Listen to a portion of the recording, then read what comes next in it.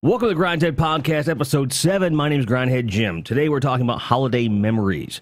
I'm 40 years old this year, right? And I have seen a lot of holidays, at Christmas time.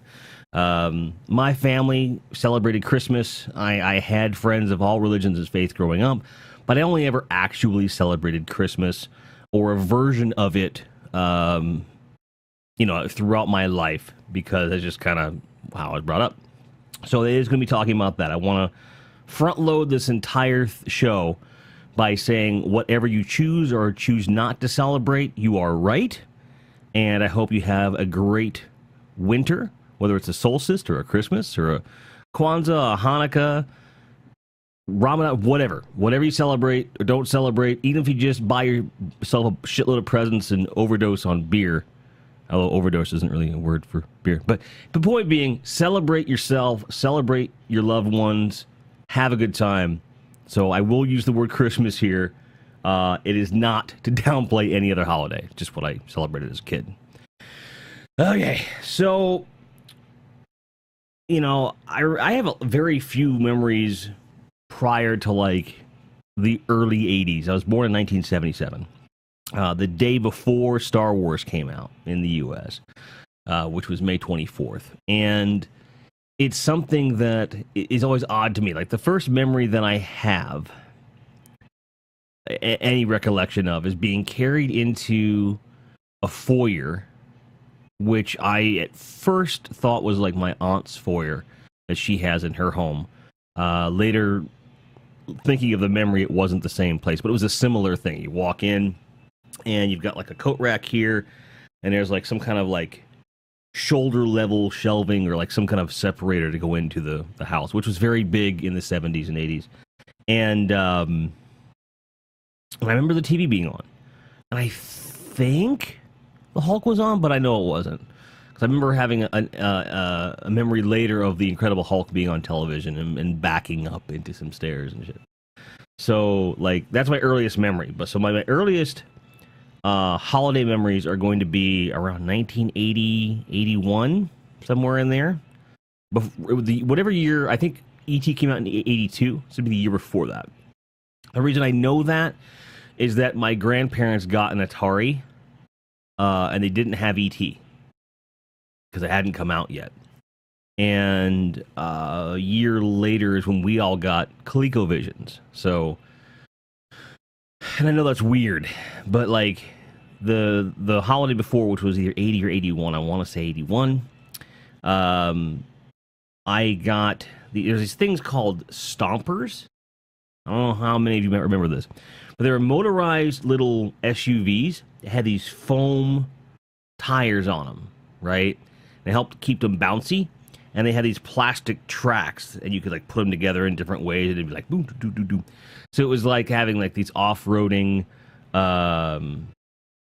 things. It was quite odd for sure, and I had a lot of them when I was a kid, and it was one of those deals that if you weren't there, it won't mean a whole lot to you. Just motorized little SUVs and stuff. But as a kid, getting a couple of those every round of gifts, whether it was your birthday or your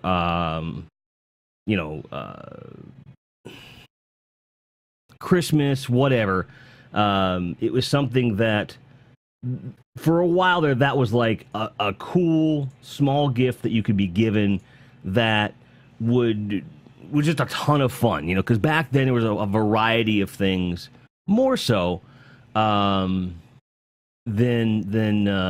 maybe today.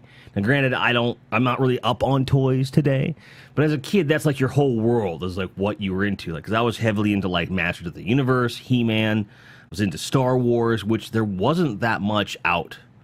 Not really. There was a small kind of bubble of toys and merchandise, and it was kind of hard to come by. And that's true of everything, really. I remember when I was a kid, Spider-Man and the Hulk, I had a matching pair of shorts and a shirt, the ringer kind with the red around the collar and the collar of the sleeves, and it was a white shirt, Spider-Man on it. And then one I had the Hulk with green and stuff. And I had those, and I remember when I was a kid growing out of them being really distraught because I knew I wasn't going to be able to get more stuff. Like, there was this weird boom of merchandise and toys in the 70s, like with the Migos and stuff like that, and then they just stopped. And you didn't get to see a whole lot of stuff. So it was I really kind of equate certain gifts and certain memories and certain types of toys to certain childhood memories, which are, and that's why I'm kind of going into all this detail, because it's something that I find really, really interesting. So I remember I got a lot of those Stompers. I think that's when I got the track as well. I got some G.I. Joe stuff, if I'm not mistaken. I might have gotten some He-Man stuff at the time, which would make sense, actually, now that I think about it. Because I always got some, right? I'm trying to remember the year I got Castle Grayskull, because we were in Ohio. That had to have been like 82, though. Because 81, I would have been only like 4. I wouldn't have cared that much. At least not that I remember, anyway.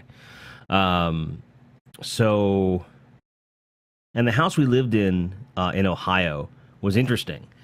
Because if you went into the house, I can't believe I remember this. This is so cool. Like to actually have this memory, like that's the coolest thing for me about doing this show right now, is that I have all these memories. And if you walk into the house, and if you visualize with me, it's kind of an open space. To your right is a living room, and there's a wall that separates the living room from the kitchen. But straight ahead of you, the whole width of that span, not counting the living room, is just this big hallway, basically. And you have the dining room ahead of you. And then to your left, just as you hit the dining room, there's stairs that go up, and there's stairs that go down, like a split entry. But it's not a split entry because you're not in a split entry. You're not really. The basement steps go into what is the family room, the den, if you will. The stairs go up to the bedrooms. There's 3 bedrooms. One for me, one for my sister, one for my parents. And a bathroom up there, right?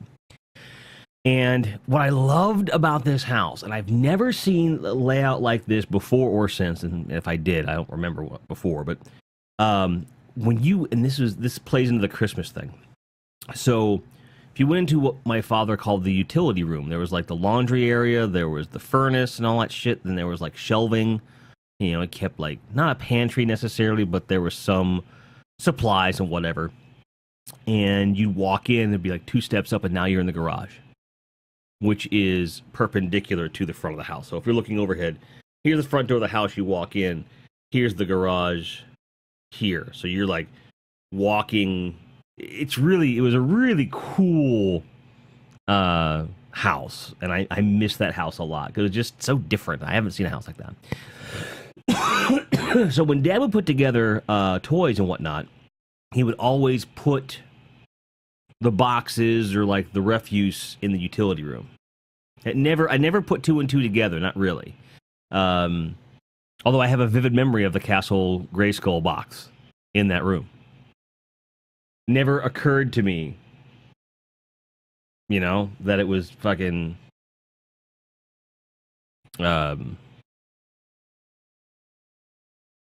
it just never ever occurred to me that was like him doing that. So crazy. Oh, wait a second. I know what happened. I know what happened. It's the same thing that always happens.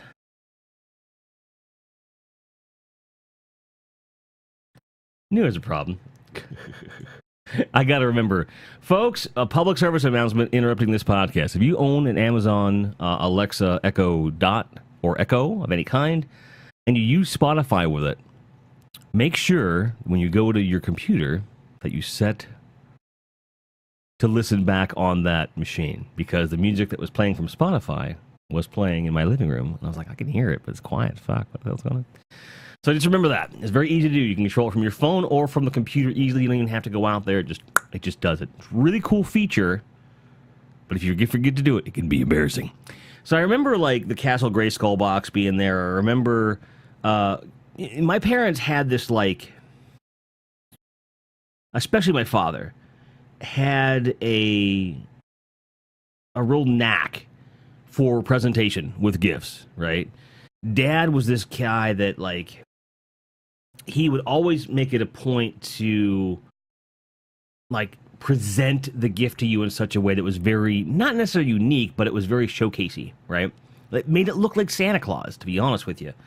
A lot of times he'd have the box for the item, and then they have the item in front of it all put together and everything, so it looked like it was on display at a toy store or something, which was amazing. Zerlius, thank you for saying hello, and thank you for the bits. I appreciate you. Merry Christmas. So it would be like a much bigger spectacle that way. You know, my parents are really cool about that, and so I got the Stompers, I got some He-Man toys, and certainly some Star Wars stuff. Like a lot of Star Wars stuff was had in that house because you figure, we lived there from 1980, the year that Empire released, up until 84, like summer of 84, which was the year after Return of the Jedi had come out. So we had most Christmases in the original Star Wars universe in that house. So all my Star Wars stuff, I would say all of my Star Wars stuff, pretty much, I'd gotten in that house on one level or another. And unless I got something at like a yard sale or something later. So, and you're a little kid, you don't care about stuff that much. I mean, you do, but you don't. Like, you don't really appreciate it. It's just, oh, cool toys. So I, got Castle Grayskull. I got and here's an interesting thing about that particular toy. A lot of kids had Castle Grayskull. It was a status to a certain degree. Like, if you had a lot of He-Man toys, but you didn't have Castle Grayskull, it was like, you weren't really a fan, right? So, again, total tangent, but I'm going to go off here. I remember a lot of the Castle Grayskull toys. Some of them were very well painted. I got one of the, because different lines of toys, you could always tell the first run stuff because it was really well done. And then later lines, because demand would rise, the quality would kind of go down, which was an odd thing to consider. But I saw evidence of this all the time. So I got Castle Grayskull the year it came out, and it was perfect contrast. Like, the skull had like the right darkness and shadows where the eye sockets were, and it really had a lot of detail to it. I remember thinking how cool it was and how textured and detailed it was. And then a couple years later, I went over to a friend's house, and he had it, and he had only had it like a year and a half. So his was newer than mine, but there was no contrast. The paint looked kind of shitty. Like, it wasn't one color or anything, but it just, you could tell.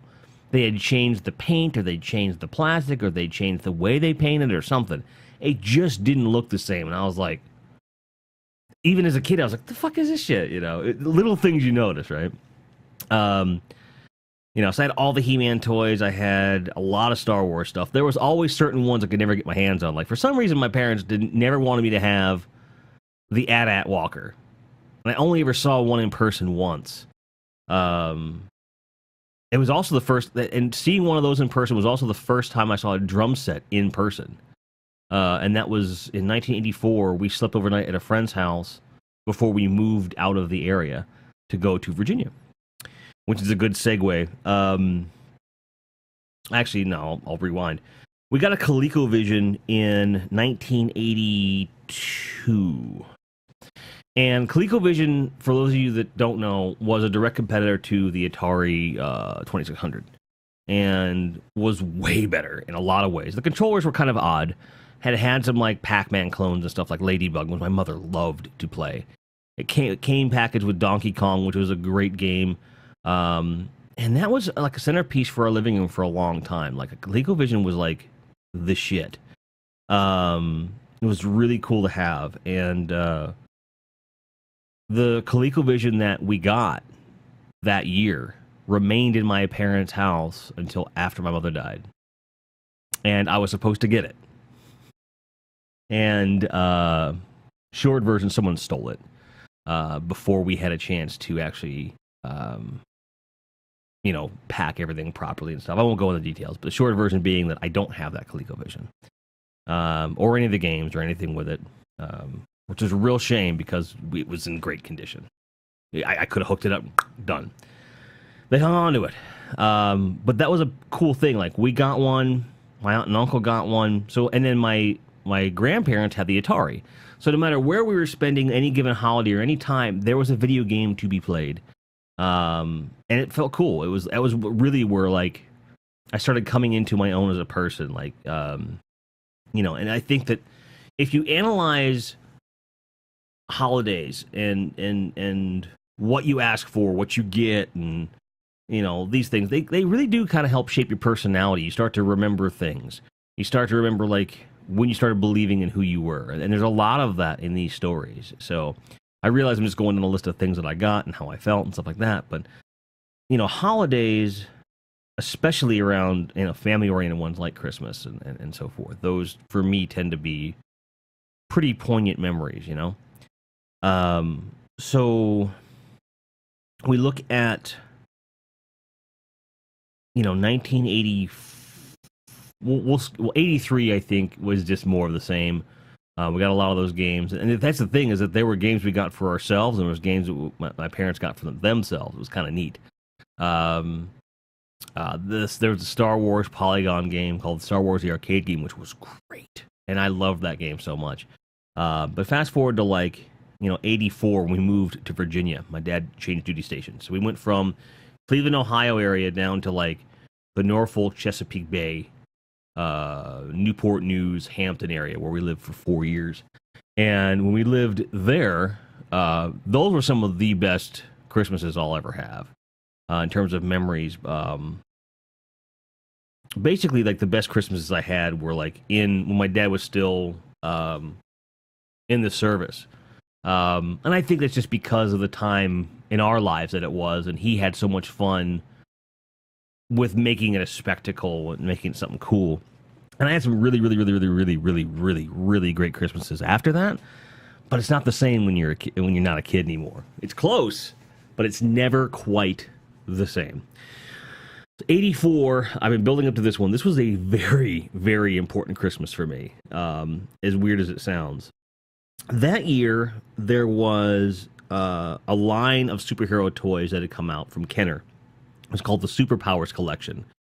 And it was a big step up in terms of they had muscle tone on these figures. If you could squeeze their legs together or their arms together, and either their legs or their hand would move, there'd be something they could do. They could actually move.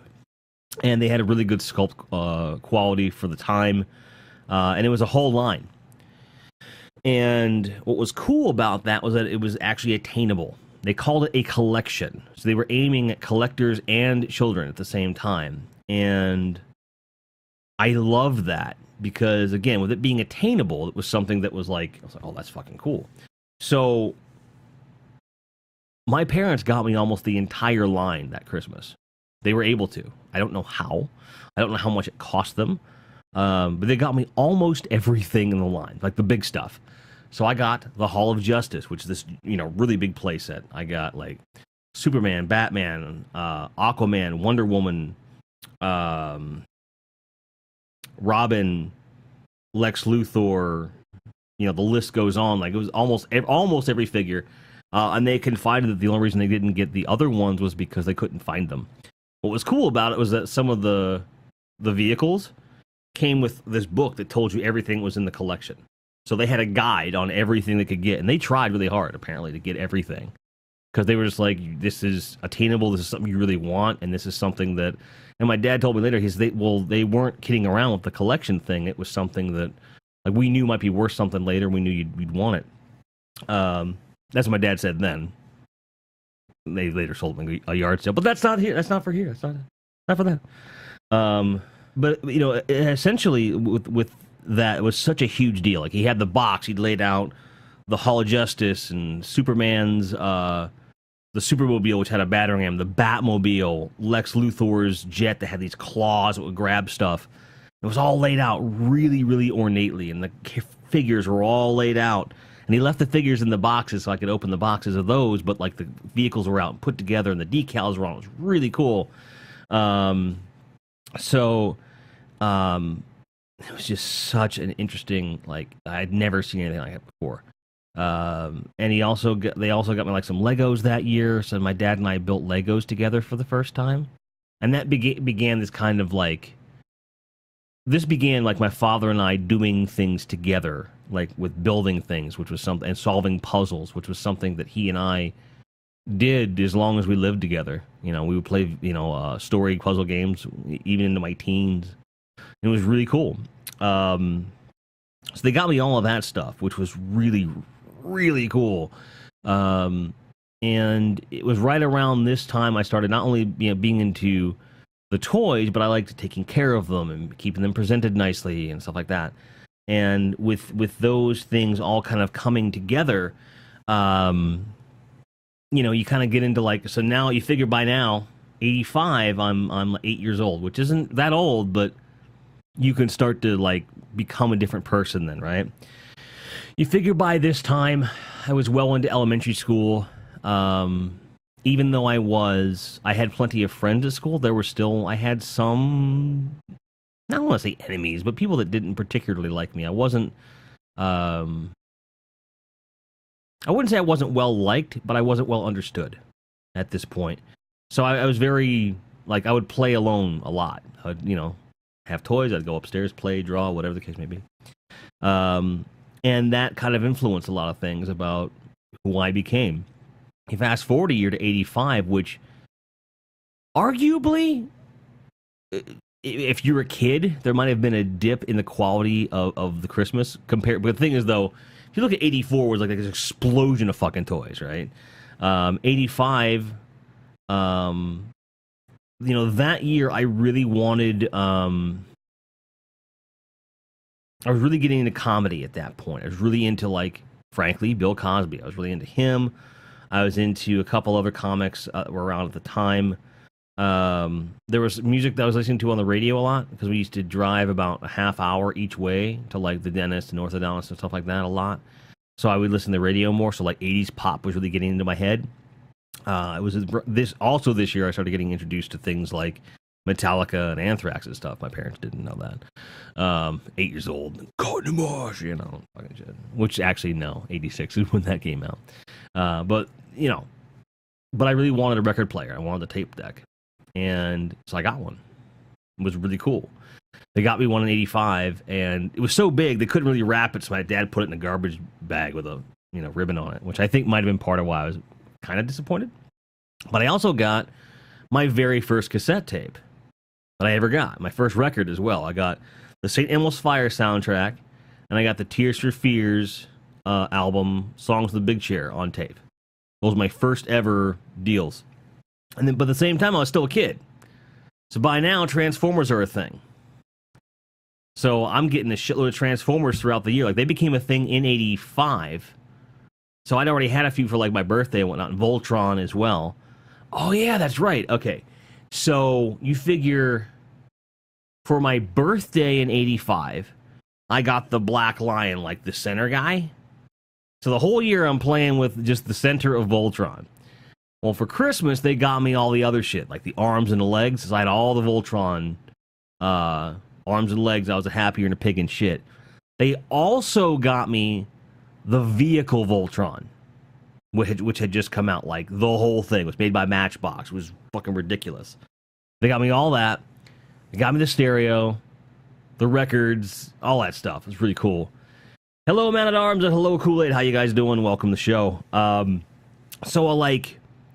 If you look at everything as like one gift, there was like a couple really big gifts there, and it was really cool. So I had a bunch of Transformers. I'd gotten like Grimlock at that point. I already had the first run Optimus Prime and Soundwave and stuff that were like die-cast and stuff. So I had a lot of really cool stuff, but this was like, that stereo was like the beginning of something else. Because then my folks had already been getting me these tapes called Little Thinker, like 83 or so when they started. And they were kind of like choose your own adventure without the choosing part. They were adventures that put you in the story, and it was a cool narration. I'm not sure why I was so enthralled by these tapes, but they were tapes, and I could listen to them. So by now I was really into that. So like that year saw my first, stereo at home. I got more tapes. I was getting like books on tape, like the a lot of Transformers storybooks. I had the Star Wars and Empire Strikes Back and Return of the Jedi by this point, like the record, Swords of Record. I have those over there actually. I'm not sure where they're at, but they're in there. All three: Star Wars, Empire Strikes Back, and Return of the Jedi books on record. And they're in like pristine fucking condition. They're the original ones that I had when I was a kid. And I keep wanting to look them up on eBay to see how much I can get for them. But I'm like, nah, they're in such good shape, man. And also, too, like I've been considering, because they use different voice actors there and the lines are a little bit different. So I always wonder, like, could I get some samples for like a record in there or something? You know, I don't know. So, like, basically, this kind of showed like it was like it was a shift in tone. Like it was no longer about this explosion of toys necessarily, right? And 86 was a pretty cool year because by then I was more heavily into music, got more tapes and stuff like that. But like the stage was kind of set. Like it wasn't like I graduated from little kid to kid, and there's stuff in there. I got my first bike in 85, I want to say, as well. Which oddly enough, I didn't learn to ride until 86. Because my dad tried to teach me how to balance on a bike, and it didn't go so well. I was a very top-heavy kid, just like now. And I had a hard time with it. It took my mother to really go out there and say, look, I will teach you, because this is important to me, too. And she did, and it was awesome. And I started riding my bike fucking everywhere at that point. 86 was a cool year for me in general as a kid. But, by now, there was a tradition in place. It was like you knew you were going to wake up Christmas morning, go downstairs, and there'd be like some cool shit. Like mom and dad were like on point with their fucking Christmas, right? But we had more traditions by that point and stuff that, not everyone does things the same way around the holidays, right? And when we'd stay anywhere else for Christmas, it was not the fucking same. We would insist on certain things to a certain degree, but it wasn't always the same. Like, for example, like, especially when we were at home, we would have, Christmas Eve was always a night where we would have what I often refer to as the Christmas Eve feast. And my sister and mother latched onto that phrase. Like, they always would bring that up for me in my later years, saying, oh, remember that? Well, yeah. But it was because, and this is the coolest thing, like, at this point, like, I had found something small that I really enjoyed that only I liked. And I was allowed to have. And no one really messed with me. And this is going to sound so silly, but I found out that I really dug ginger ale and high C fruit punch together. I still do. Or like fruit punch in general with like ginger ale or Sprite in it. Like, oh. You can get fruit punch soda, and it's good. But it's not the same, dude. It is not the same. And that was something I would have pretty much only around that time. It just became like a holiday thing as a kid. And also, for some reason, I got really into the sociable crackers. And I honestly think it was because at some point there was a surplus of them. And they were like, Jim, if you want to have some of these, you can have as many as you want. And so I just started eating them, and I realized I really liked them. So that like kind of became my thing, like these two staples as a kid, which I still occasionally will eat. Like I don't eat sociables all the time. In fact, I probably will go out at some point today, and I'll get myself some fucking fruit punch and shit. Like, why wouldn't I, right? Like, it's a tradition. I'm 40 years old. Like, why the fuck wouldn't I, right? So, but it was like this big deal. We would do that, and we would watch a movie. We would always watch a movie. It would be like later in the night, and we'd go to sleep, wake up, and all that shit. I remember one year we watched, it was the year that we got a VCR. We watched Brewster's Millions we'd rented that film. It was so cool. Love that movie. That was, and like, again, that's part of my Christmas, right? It's a big part of my Christmas memories. And then you fast forward a couple years and, Lethal Weapon had come out, which I love Lethal Weapon, and I consider it a Christmas film. I consider Die Hard a Christmas film. Because those are what I associated with it, right? And that was part of the tradition. Now, as a family, did we ever watch those films on Christmas? No. That would become something that I made a tradition, which I'll get into. Um, and then, I'll be honest, the years like 86 and 87 are kind of a blur. I don't remember them all that well. But I do remember that those years, 86, 87, were very good to me. These were like my fourth and fifth grade years. I was getting more friends. And, to a degree, it was more of the same. More tapes, more records. Because I had a tape deck, people were dubbing me stuff. I was getting more Metallica and more stuff like that. And eventually, Napalm Death in 87 when it came out. So I got into, Napalm Death when I was like in fifth grade and shit. So, we were like, why do you like Napalm Death so much? Because I've been listening to them for 30 fucking years. That's why. Listen to them as long as they've been around, which is cool. Richard Pryor, man. Dude. Richard Pryor in Brewster's Millions, man. Fucking just great film. And, is it a holiday film? No, not really. But fuck, was it fun, man. It's fucking fun.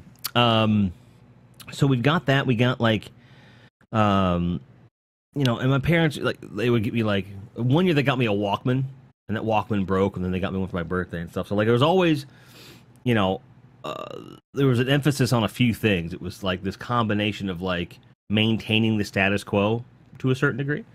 And, as far as like big leaps forward, there wouldn't be a whole lot. But my parents always had really fucking great gift ideas, like always great ideas. And they always presented them very, very well. And other family members were always good for gifts as well, but they were usually well informed by my parents. So you figure 1988 is when we moved from the southern part of Virginia, like around Virginia Beach, Norfolk, and moved up to Woodbridge, Stafford, Alexandria, which is considered a suburb of Washington, D.C., but really it's just like, 45 minutes south of Washington, D.C. Dad had a gig up there, again, still in the military and whatnot. So now we're in a totally different environment. At this point, I'm in middle school. At this point, now I don't have any friends. Not really. I've got like a handful of kids that I kind of got to know. And the best part of it is, like, I went through this whole school year knowing I'd only be in that school for 1 year. Because the zoning was getting changed at the end of the year and I'd be moving to a different school. So it seemed like so much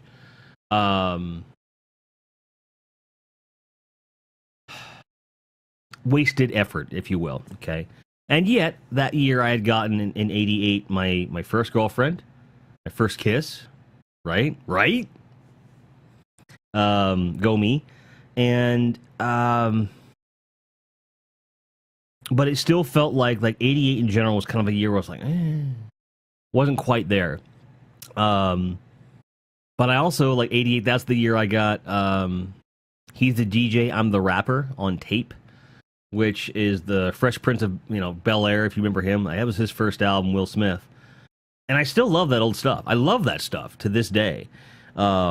Amazing record for what it was. And you figure, again, I was in sixth grade at that point, and then again, 88, again, it just kind of flew by me. I don't remember anything in particular that particular year, except by now, a lot of people had Nintendos. A lot of people. I didn't have one. My parents were like, not necessarily against it, but I feel like they were like, why do you need it? They didn't understand, what was going on with the culture or anything like that. And I was well taken care of. I was well looked after. Like, I had nothing to worry about. Oh, by this point, I think I would have been into the Turtles a little bit too. I think. Yes. I was in Ninja Turtles. So I remember Ninja Turtles would have dominated that year a lot.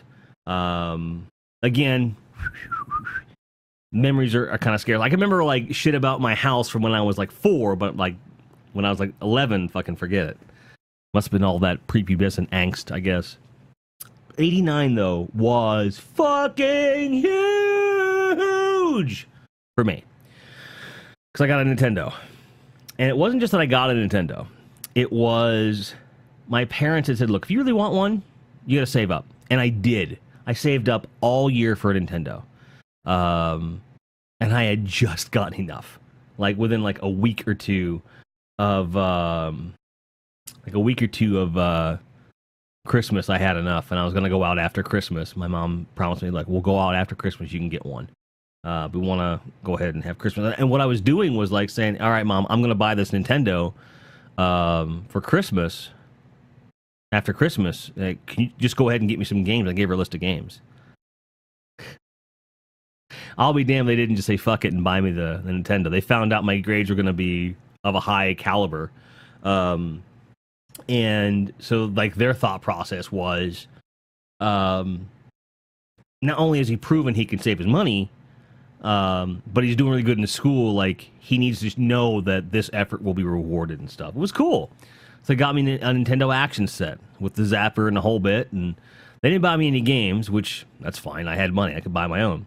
So I bought Ninja Gaiden, which was my favorite. I used to always go to my buddy John's house and play Ninja Gaiden, and Operation Wolf. Because at the time, my logic was sound. It was like, all right, when we buy games, we're going to get one for the regular playing and one for the zapper, so we get enough to go through the whole thing, right? We're gonna split up our gameplay. Not knowing that there wasn't like an equal amount of zapper and non-zapper games for the Nintendo.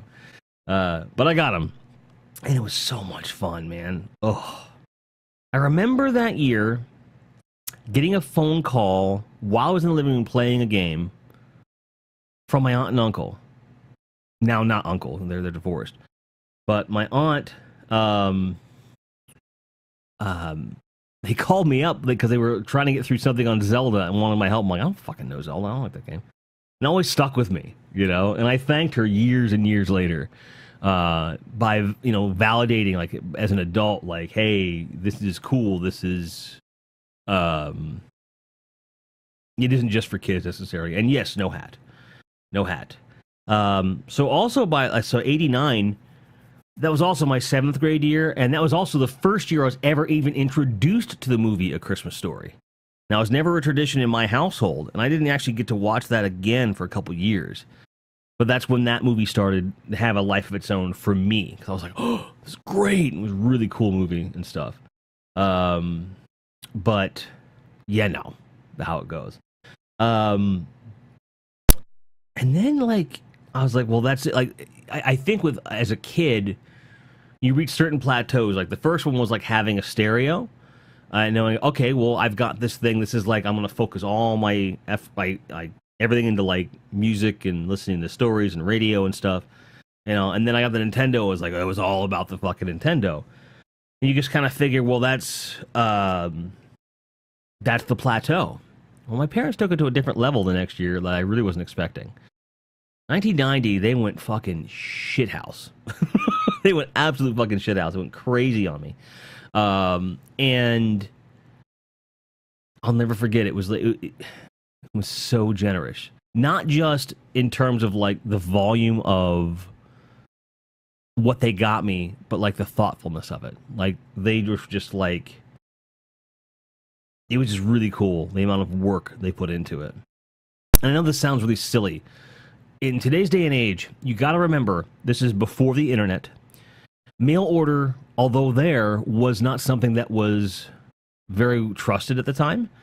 You couldn't just mail order anything. You had to rely on the outlets and the stores that were near you, more or less. And there wasn't as many shipping options as there are now, to where if someone you knew were able to find something in a store in a different state or a different country, they couldn't get it to you very quickly. So when it came to getting gifts, like, parents really had to go nuts trying to find stuff, okay? So bear that in mind as I tell you this. So in 1990, the Ninja Turtles had exploded big time. The movie had come out and stuff. The arcade game had come out. The arcade game was amazing. But they also, hot on the heels of that, developed a NES port for it. Well, it came out, I guess that came out 89. So 90s when the actual port came out. And it came out at Christmas. It was really, I had never even seen it in a store. I knew it was out. I was like, that's, like, I don't care, like, whatever, like, that's all I want. Just that. I said, but if you can't get that, and I gave her a list of all these other games, and if you can't get that, get all these. Or any of these. Basically, what I said was, give me any of these you can, right? Because by then I didn't knew that Santa Claus wasn't really a thing, or at least my parents were picking up most of his slack, right? But I found that out in like '85 or something. I think that's part of why Christmas took on a different meaning for me, because it was like took all the kind of the wind out of my sails, right? So, spoilers, but these motherfuckers, they got everything on the list. My mom went from store to store to store to store to store every week and got her hands on a copy of Teenage Mutant Ninja Turtles, the arcade game for NES, which had come out like a week before. And I never knew anyone that had that game for like a year because it was so hard to get. It was so hard to come by. But I had it, and it was this cool. I opened. I was like, oh my god, like I can't believe. And she thought I was being like overreactive, like I was being dramatic by saying that. But it was because I realized how hard she had to have, hit different stores trying to get it. Because like I had zero hope of getting that, none. It's like, stop saying that. I'm like, Mom, you don't understand. Like, I know how hard you probably had to work to get that. Like, thank you so much. And I think it was then she realized that I understood the human side of giving gifts to people. Is like when you work really hard at something and you present it to them, there's meaning behind it. And I think she appreciated that I recognized that. There was an interesting thing. So they got me like that, and they got me Super Mario 3, which were the only two games I really, really wanted. Everything else was kind of a bonus, right? Well, by then, this is 1990. Games that had come out over the last 5 years or so were getting really inexpensive. And I had a handful of games at that point, and I was happy. But there were other games I wanted to play. And a lot of them were like $10-20 at this point, right? My dad went and found all the games I was talking about and just got them all and put them in a big fucking box. Like 11 games. And they were brand new and they were awesome. Like RC Pro-Am, is Dragon Spirit to stand out.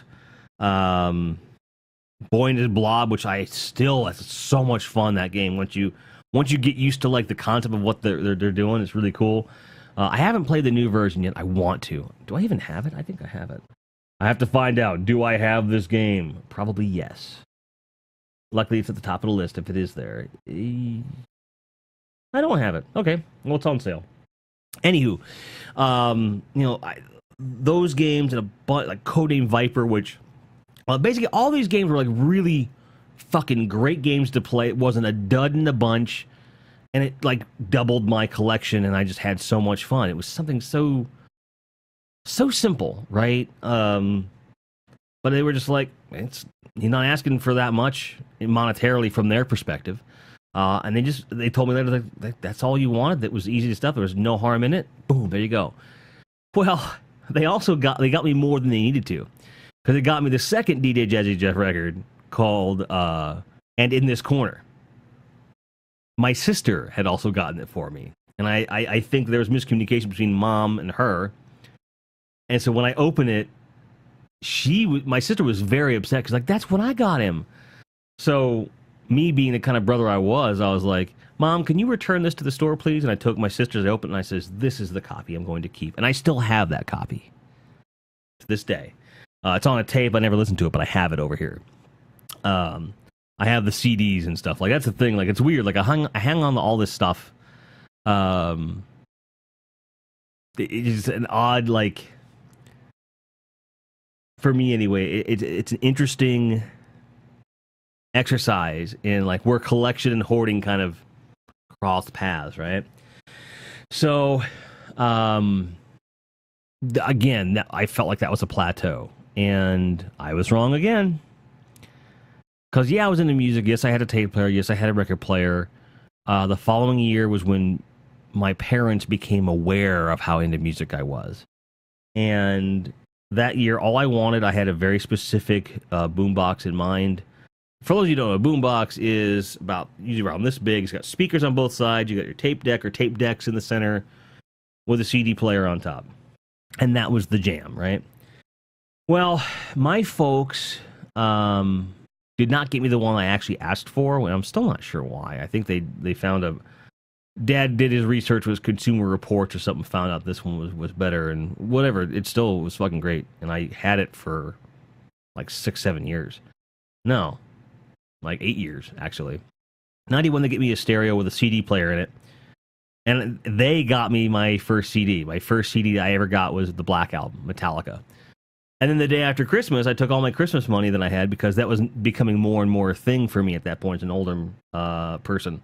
Being at that point, 14, 15 years old, we went to the mall and I bought a bunch of CDs. So I had like a whole collection of CDs now of new music, and like now the rebellion was being funded.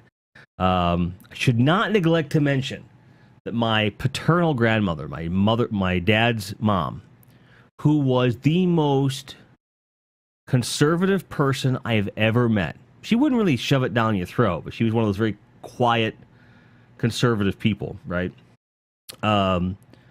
She bought me a CD from Skid Row called Slave to the Grind. It's two versions of that record, censored and uncensored. She bought me the uncensored one. On the back, it has in very clear letters, "Get the fuck out." Now, did she pick it up and read it? And she's like, "Is that the one you want?" Yes, and she bought it. That was it. All it mattered to her. Is this what you want? Are you happy? Cool. And so I'll never forget, like, every time I listen to Skid Row, I think about my grandma going, "Here you go," and it was really cool. Because you figure, by this point, I was already into, like, death metal. I was already into grindcore and punk and stuff. But because I wasn't, like, going to the mall, per se, at least not that often, I didn't really have the outlet to go get it myself. I had to rely on my friends and stuff to like dub it for me and whatnot.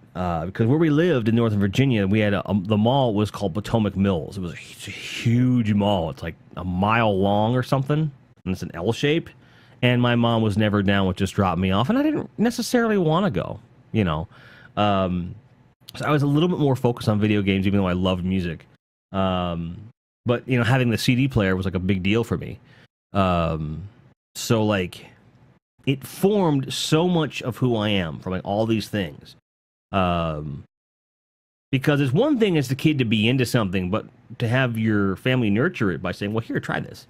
I shouldn't neglect to mention that I think it was 85 or 86, I got these things called hit sticks that were orange with a yellow rubberized tip, and they were connected to a speaker you put on your belt, and you could hit them off stuff, and it would make a drum sound, and they basically little triggers in them.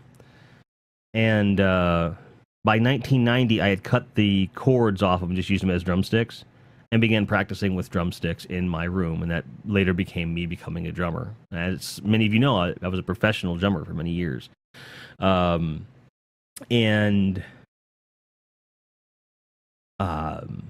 It all started because my parents encouraged me. Whether you're getting them something that is materialistic or thoughtful or anything in between, know that it's going to influence them. You never know what's going to happen.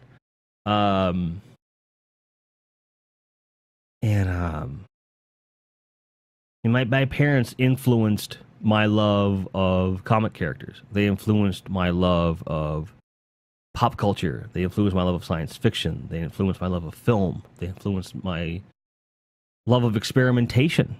Going back to like the high C thing. They influenced my love of music. They influenced my want to create music. They were everything. Absolutely everything.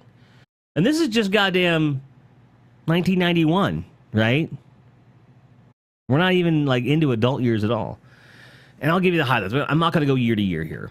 But you figure over the following years, like, my folks got me like my first leather jacket a couple years later when I had stopped growing, basically. They got me like the next year, they got me a really nice trench coat. And their thought was at the time, they were like, "Hey, man, look, we love that you have the leather jacket, but it doesn't." At the time, I was working in professional environments in a suit, and they're like, "You can't wear a leather jacket with a suit. Here, have this." And I looked like a fucking professional badass at 20, man. I'll tell you what. And my parents were really like always looking out for me and shit. They'd always get me like a new pair of gloves like every 2 years. The thin solate gloves were a thing. I still have a pair of them that they got me years ago. Um, Obviously like the socks. Like mom, I finally figured out as an adult why socks were a thing. It was because there was no other time of year where it was like, here, you need some socks. And she knew I was never going to buy myself socks. I never figured out why, because socks are way too expensive for what they are. I bought socks earlier this year, and I was like, Jesus Christ. I buy socks every year, but still, it's like, fuck me, man. Like, how expensive do socks have to be? Right? Um, but they always had something cool and some unique twist and something extremely thoughtful to give. Like, my parents would give, for a long time, they would give a Christmas ornament every year. Um, Something to commemorate that year for me personally. Like, I had a Batman one year, I had like a Ninja Turtle one year, music notes when I started taking music more seriously. Then every year, like, Hallmark would do, like, for a while it was Star Trek, then it became Star Wars. I've got all of those. I've got the Enterprise A, the Enterprise D, I've got Romulan ship, and I've got the Klingon bird of prey. I've got them all. Still have them. Um, just little things like stuff that like really just commemorates parts of your life. Kool-Aid here says, "My mom bought me the O.J. Simpson gloves before O.J. made them popular. Made them popular with them not fitting. If they're not fitting, why are you quitting?" Cheers to that, though. Isotoners, man. Legit gloves, bro. Bet you could probably sell them now. Like, I got isotoners, same brand OJ used. Someone would be like, "Oh, I want those." I'm not sure why any of you are speaking like that, but you are in this case. So, um,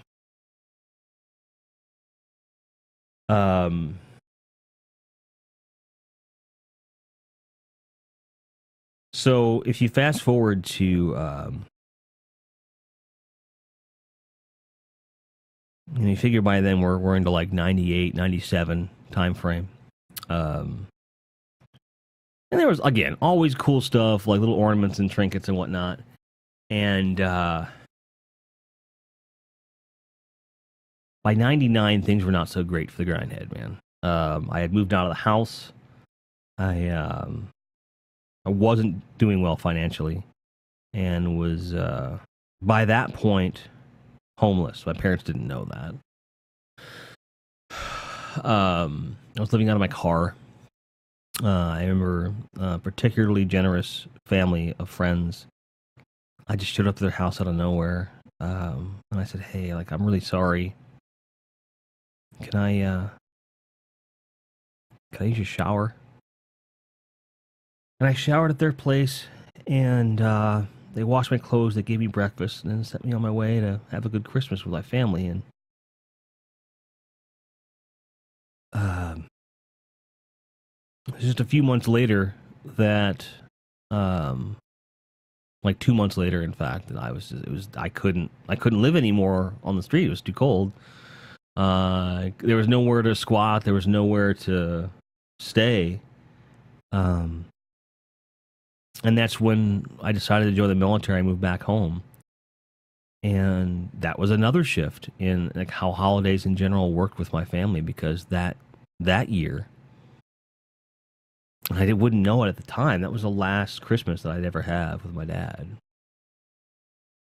and it was a good one because he and I had stopped arguing.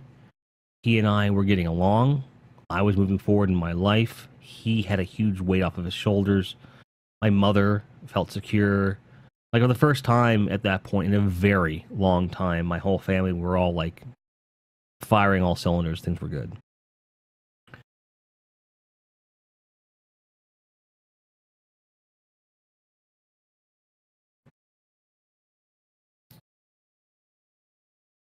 Although my dad lived to see the following Christmas in 2001, um, and we did celebrate it to a point. It it wasn't the same. Um, he came home after Christmas. He died on the 29th of December.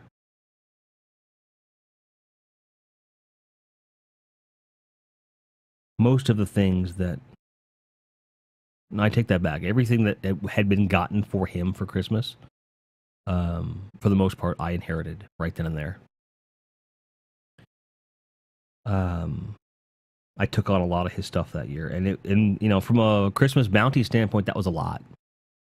I got all his Steelers gear, which at the time doesn't fit me anymore.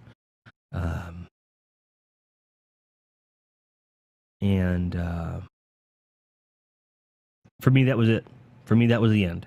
As far as I was concerned, that was it. That's the first time I'm admitting that out loud. It's like, well, if Dad can't have Christmas, I'm not having it either. Now, I've put up a tree since. I have celebrated with family since. But it's never been the same, to be honest.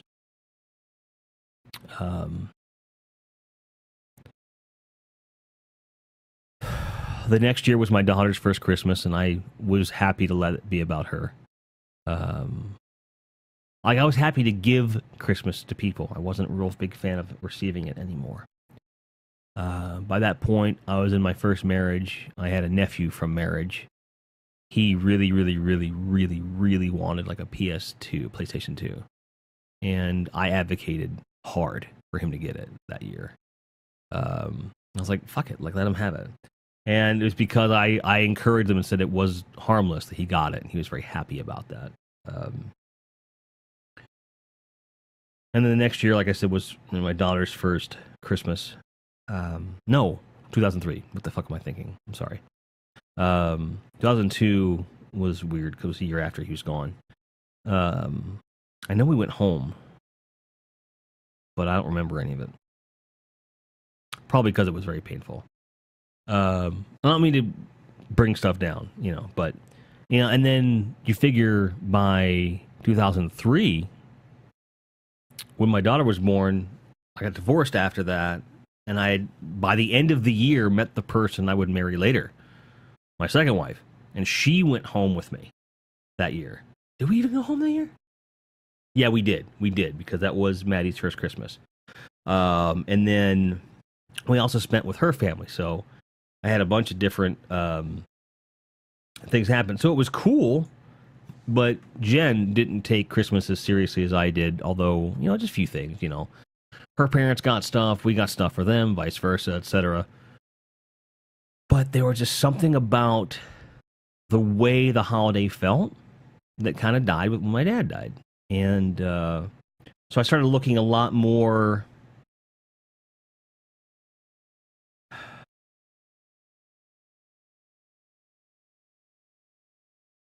I looked at it less about like the celebration and more about what you were supposed to be celebrating. And I decided over time, especially after my first divorce, I needed to spread that out throughout the year. Okay.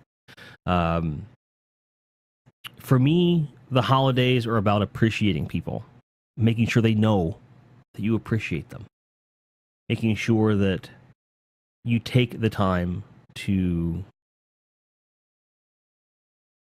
tell the people you love that you love them. Sometimes that means giving them a fucking fruitcake. Sometimes it means giving them a hug. Sometimes it means just showing up like you guys do. Sometimes that means just them knowing you're there.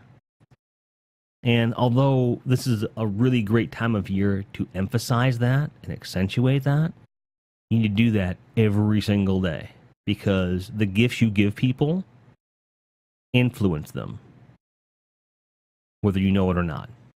So give someone a gift this year. Merry Christmas and happy holidays. That's what's in Grindhead Podcast this week. I'll talk to you next time. Cheers.